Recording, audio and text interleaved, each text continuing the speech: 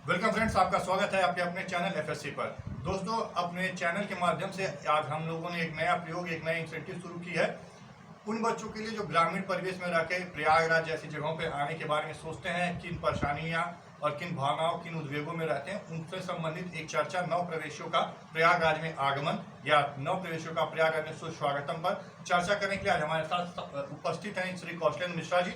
सबसे पहले तो इनका मैं अपने चैनल पे एक विशेष स्वागत करता हूं।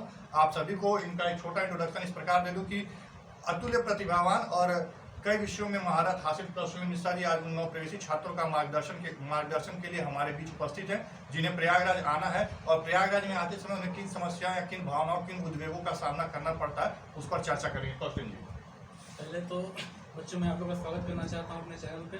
और उसके बाद मेरी ये कोशिश है कि जैसा सर ने आपको बताया कि यहाँ पे आने वाले बच्चों के लिए क्या समस्याएं होती हैं और क्या दिक्कतें होती हैं, कैसे वो घर से यहाँ आना चाहते हैं, उनका प्रारंभ कैसे होता है। जैसे ही आप लोग इंटर पास करते हैं उसके बाद होता है क्या सर कि कहीं ना कहीं से बच्चे दिग्भ्रमित हो जाते हैं, उनके गार्जियन और भी तमाम रिलेटिव के चक्कर में पड़ करके वो कहीं ना कहीं पूरी तरीके से आश्वस्त नहीं हो पाते हैं कि हमें करना क्या है।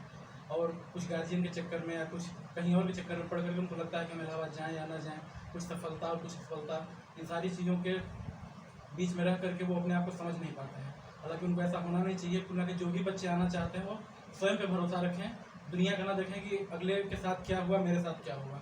क्योंकि कुछ टाइम पीरियड अगर निश्चित समय अंतराल बना के आए कि हाँ हमें 2 और 3 वर्ष रहना है, और उतना अगर बना के आते हैं तो सफलता निश्चित ही है कि आपको जरूर मिलेगी। एकदम टारगेट कर लीजिए कि मुझे 2 साल 3 साल रहना है, बहुत ज़्यादा का टारगेट नहीं कि हाँ मुझे बहुत लंबा टाइम बिल्कुल भी प्रयागराज में नहीं गुजारना है आपको। आप जिस दिन से आइए ये समझिए मैं बहुत दिन से रह रहा हूँ और बस मुझे 1 साल के अंदर यहाँ सिलेक्शन लेकर चले जाना है।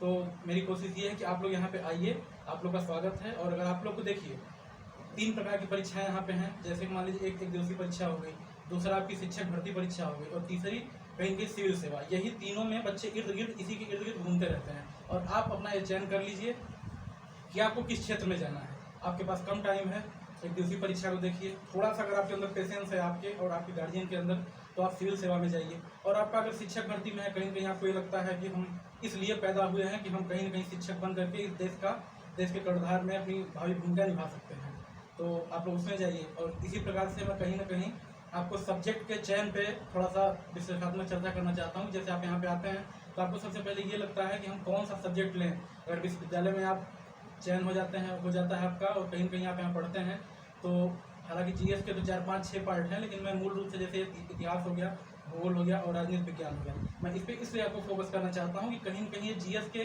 पूरी तरीके से कर्णधार होते हैं। देखिए, इसको हम 3 भागों में वर्गीकृत करते हैं। जैसे कि आप एक दिवसीय परीक्षा, यहाँ पे भी आपका जीएस पूछा जाएगा। दूसरा शिक्षक भर्ती परीक्षा, यहाँ पे भी पूछा जाएगा। और अंत में आता है आपका सिविल सेवा, वहाँ पे तो पूरी तरह से भरमार पड़ी हुई है जीएस की।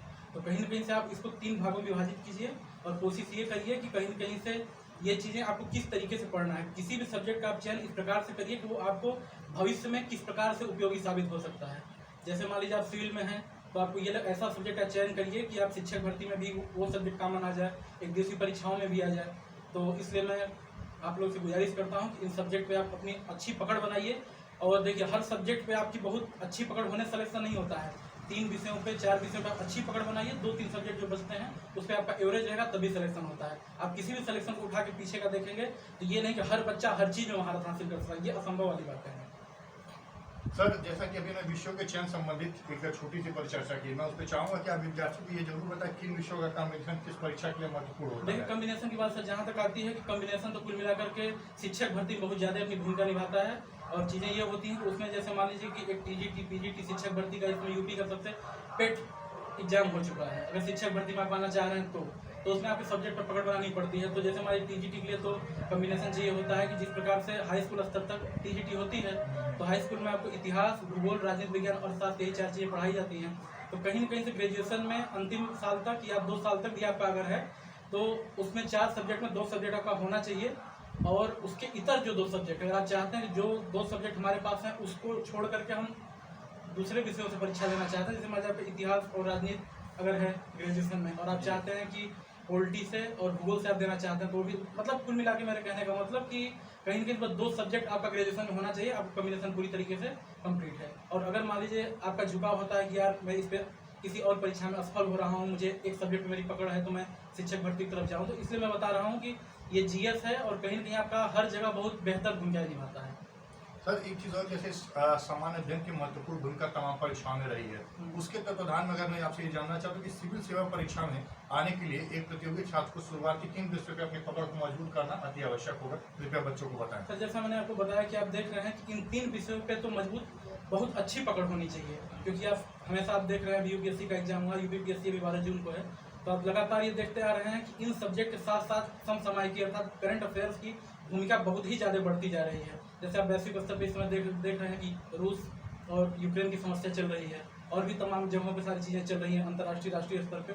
वो कुल मिलाकर कहीं हमें क्योंकि अगर हम यूपी का एग्जाम दे रहे हैं तो यूपी में पूरा प्रादेशिक स्तर पे यूपी के करंट अफेयर को, यूपी की राजनीति, यूपी के जो भी चीज़ें यहाँ पे घट रही हैं घटनाएं, वो सारी चीज़ों को, यहाँ का भूगोल, यहाँ का इतिहास, यहाँ की मिट्टियाँ, बहुत सारी चीज़ें हैं। तो कोशिश ये करिए कि कहीं ना कहीं से इन 3 चीज़ों के साथ साथ हम समसामयिक अर्थात करंट अफेयर पे भी बहुत ज़्यादा अपना समय दें, और उसको, क्योंकि जैसे अभी देख रहे हैं कि अभी हमने एनालाइज किया था तो लगभग यूपीपीसीएस में 30 से 35 क्वेश्चन का रेशियो हर साल करंट अफेयर का आ रहा है। तो 150 क्वेश्चन में 30 से 35 मतलब एक तरफ देखा जाए तो 1/5वां हिस्सा निभा रहा है, तो बहुत बड़ी भूमिका है, महत्वपूर्ण भूमिका निभाएगा करंट अफेयर आपकी परीक्षाओं में, जैसा कि सर ने बताया। दूसरी चीज जो छात्रों के मन में कुपाओं की स्थिति रहती है कि जब ये विश्वविद्यालय में प्रवेश लेते हैं तो क्या प्रवेश के साथ कोचिंग शुरू की जाए या प्रवेश के साथ सेल्फ स्टडी शुरू, या किन किताबों का मार्गदर्शन लिया जाना आवश्यक है, क्या एनसीईआरटी पढ़ना जरूरी है, क्योंकि यूपी बोर्ड के छात्र एनसीईआरटी से व्यक्तिगत दूरी पे रहते हैं, तो कैसे वो इसे समावेश। तो सर ये बात तो सही है कि एनसीईआरटी तो पढ़ना उनको मस्ट है। हाँ, वो शुरुआत में आए तो बच्चों में आप लोग से ये भी कहना चाहता हूँ, शुरुआत में आप आइए तो बिल्कुल हतोत्साहित न हो, बिल्कुल परेशान ना होइए, क्योंकि आप जहाँ पे भी रहेंगे, चाहे किसी लॉज में रहिए या किसी हॉस्टल में रहिए, कहीं पे भी रहेंगे, आपके इर्द गिर्द बहुत तमाम तरह के लोग घूमते रहते हैं जो आपको कहीं न कहीं भ्रमित करते हैं। आपको उनसे बिल्कुल बचना है। आपको ये नहीं देखना कि वो कितने दिन से रह रहे हैं या उनकी गतिविधियां क्या हैं। आपको स्वयं पे परिचर्चा अपना खुद स्वयं का विश्लेषण करना कि मैं क्या करने आया हूँ और क्या कर रहा हूँ। और एनसीईआरटी तो आपको हर हाल में पढ़िए, और आते ही आप परेशान बिल्कुल नहीं। पहले आप ये देखिए कि आपके जो प्रथम साल और द्वितीय तृतीय ऐसे करके जो ग्रेजुएशन की परीक्षाएं होती हैं अकॉर्डिंग टू सिलेबस, पहले उसको आप तैयार करिए, क्योंकि अगर आप उसको तैयार करते हैं वो पूरा आपका डिस्क्रिप्टिव होता है। पहले आप बिल्कुल परेशान होकर सेल्फ स्टडी करना है कि कोचिंग करना है, क्या करना है, कुछ भी से पहले आप ये देखिए कि स्नातक प्रथम वर्ष का सिलेबस क्या है, उसको आप कंप्लीट करिए। उससे क्या होगा कि जब आप डिस्क्रिप्टिव तैयार करेंगे, फिर मान लीजिए 100 वर्ड 200 वर्ड जितने वर्ड में भी लिखना होता है आपको सारे क्वेश्चन डिस्क्रिप्टिव मिलते हैं। उससे क्या होगा कि आपके जो टॉपिक है वो कम तैयार होंगे लेकिन बहुत सॉलिड तैयार होंगे। उसमें से अगर आपका ऑनलाइन क्वेश्चन बहुविकल्पी प्रश्न आते हैं, आप तो जान रहे हैं कि हर जगह पे प्राथमिक चरण में प्रीलिम्स में हर जगह बहुविकल्पी आते हैं, तो कहीं ना कहीं वो कॉन्सेप्ट में अगर बहुत बेहतर पढ़ते हैं तो उनका प्रीलिम्स धीरे धीरे तैयार होता रहता है। हाँ, मैं ये जरूर कहना चाहूँगा कि 2 साल वो बहुत अच्छे से पढ़ें, अपने सिलेबस को देखें, और जब वो तीसरे साल में प्रवेश करते हैं तो हाँ कहीं ना कहीं से वो एनसीईआरटी के नोट्स बनाएं। उसके बाद फिर कहीं को उसको टारगेट ये करें, पढ़ते समय उसमें मार्क करते चलें और वन लाइनर क्वेश्चन बनाते चलें, और साथ साथ में कोचिंग अगर करना चाह रहे हैं सेल्फ स्टडी तो 3rd ईयर ये सब काम करना सब कुछ शुरू कर सकते हैं।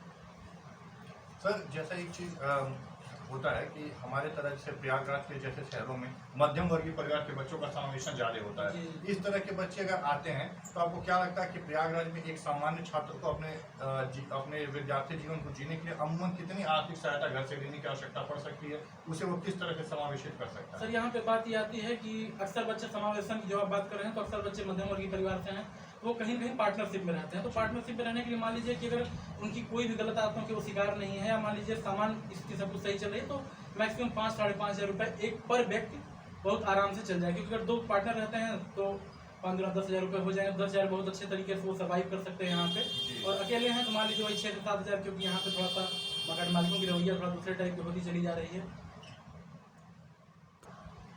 खेद है दोस्तों, बिजली चले जाने के कारण थोड़ा सा वीडियो पॉज हो गया था। अपनी चर्चा को आगे बढ़ाते हुए हम बात करेंगे। जैसा सर अभी आपने बताया कि सामान्य आर्थिक सहायता के तौर पे इलाहाबाद में रहना या प्रयागराज में रहना सुसम में है, आप आराम से रह सकते हैं यहाँ पे। सर सबसे बड़ी चीज़ मैं आपसे ये जानना चाहूँगा कि बच्चे अकेले रहना उनके लिए ज़्यादा हितकर होगा या पार्टनरशिप में रहना ज़्यादा हितकर होगा? देखिए सर, बात ये है कि कहीं ना कहीं वो अपनी आर्थिक व्यवस्था को देखें कि वो किस तरीके से कंफर्ट जोन में रहते हैं। बहुत बच्चे हैं जो अकेले रहना चाहते हैं, तो अकेले के लिए थोड़ा सा खर्च उनका बढ़ जाता है, और पार्टनरशिप में रहना चाहते हैं तो जैसा मैंने आपको बताया, और भी वो तरीके से रहना चाहेंगे अगर पार्टनरशिप में, और जो मैंने आपको 5 हज़ार बताया उससे भी वो कम में रह सकते हैं, सर्वाइव करना चाहेंगे बहुत बेहतर तरीके से, तो अदरवाइज जितना खर्च करना चाहें कर सकते हैं। सर पार्टनरशिप के तौर पे जैसे लोग क्या अपने हम उम्र अपने क्लासमेट्स के साथ पार्टनरशिप रखना या किसी सीनियर के पास रह जाना, दोनों से क्या ज़्यादा हितकर होगा? तो मेरे हिसाब से तो ये होना चाहिए कि अगर बच्चा सीरियस है तो हम उम्र के साथ ज़्यादा बेहतर होगा, क्योंकि पढ़ाई के साथ साथ उसके साथ और भी कुछ समस्याएं होती हैं जो अपना उससे वो शेयर कर सकता है। लेकिन सीनियर के साथ वो कहीं न कहीं से हेजिटेटेड रहता है, कहीं न कहीं से वो पूरी तरीके से बहुत परेशान रहता है, उससे कुछ भी चीज़ें शेयर नहीं कर, उसको लगता है कि अगर उससे सीनियर है, लेकिन जो हम उम्र रहते हैं उससे वो हर बातें खुल के कर लेता है और सर, यही जब बेहतर बात होता है। जब बात पार्टनरशिप पे चले तो एक छोटा सा प्रश्न और है, उस पर भी चर्चा कर ही लेते हैं। पार्टनरशिप में रहते समय प्रतियोगी छात्रों को किन किन परेशानियों का सामना करना पड़ता है, उनसे कैसे बचा जाए, विद्यार्थी जानना चाहते हैं तो आप कृपया नहीं बताएं। सर बात ये है कहीं न कहीं से हम तो पहले आपसे बताया कि बच्चे अगर सीरियस हैं तो कोई प्रॉब्लम नहीं होती है। अदरवाइज होता क्या है कि बच्चे इंटर के बाद ग्रेजुएशन के बाद सीरियस होते कहाँ हैं, आप भी जान रहे हैं कि जी। यूपी बोर्ड के बच्चे कैसे क्या पढ़ाई लिखाई यहाँ की है। तो आते हैं शुरुआत में उनको लगता है कि थोड़ा सा हंसी मजाक या समय बीतता चला जाता है, समझ में नहीं आता है। लेकिन अगर वो आपसे बताया ना कि अगर वो सीरियस होकर आना चाहते हैं तो कहीं न कहीं से वो अपना शेड्यूल बना लें, ठीक है साथ में भी रह रहे हैं तो उससे कोई प्रॉब्लम नहीं है। लेकिन ये हाँ, जिस टाइम उन्हें पढ़ना है उस टाइम वो पढ़ें और हंसी मजाक का दौर चलता रहता है, खाना बना रहे हैं, बर्तन धो रहे हैं, और भी जो भी यहाँ की चीज़ें सारी होती हैं, मूलभूत चीज़ें हैं, आराम से कर रहे हैं।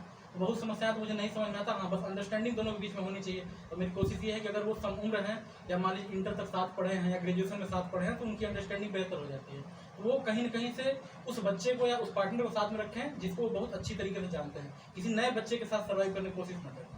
जैसा कि दोस्तों अभी तक आपने इस छोटी सी परिचर्चा में जिन सवालों पर सर से बात हुई उनको लेकर हमने आप तक इनके विचार पहुंचाए, और ये केवल इनके विचार नहीं जबकि प्रयागराज के एक विशेषज्ञ सुपर सीनियर के विचार थे जो आप तक पहुंचे हैं। दोस्तों इस वीडियो में यहीं तक का सफर है, आप अपने प्रश्नों को कमेंट बॉक्स में जरूर अंकित करें, आपके जो प्रश्न उसमें से अच्छे होंगे उन्हें हम अपनी चर्चा में जरूर शामिल करेंगे। जल्द ही आपको इसी परिचर्चा के अगले एपिसोड के साथ आपसे फिर मुलाकात होगी, आपके अपने चैनल FSC क्लासेस। तब तक के लिए धन्यवाद।